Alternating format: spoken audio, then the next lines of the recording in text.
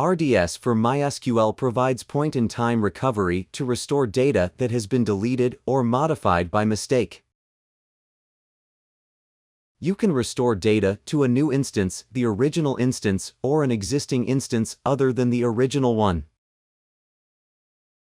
This video demonstrates how to use PITR to restore the data of an RDS for MySQL instance to the original instance.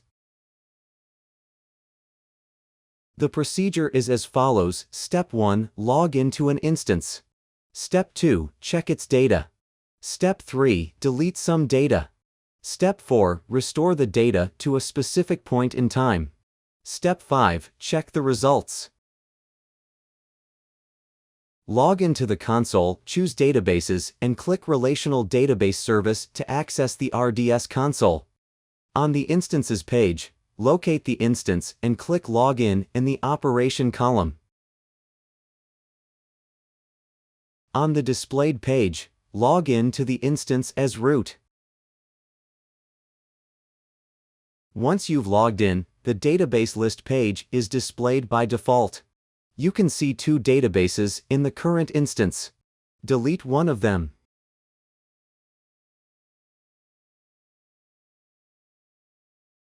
After that, return to the Instances page on the RDS console.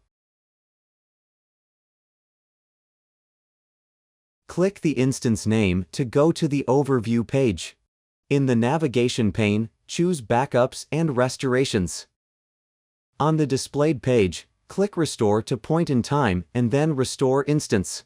In the displayed dialog box, select a point in time before the database was deleted and set restoration method to restore to original.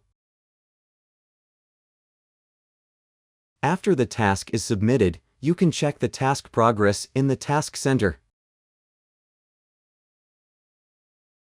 After the task is complete, log into the instance again on the Instances page and check that the deleted database has been restored.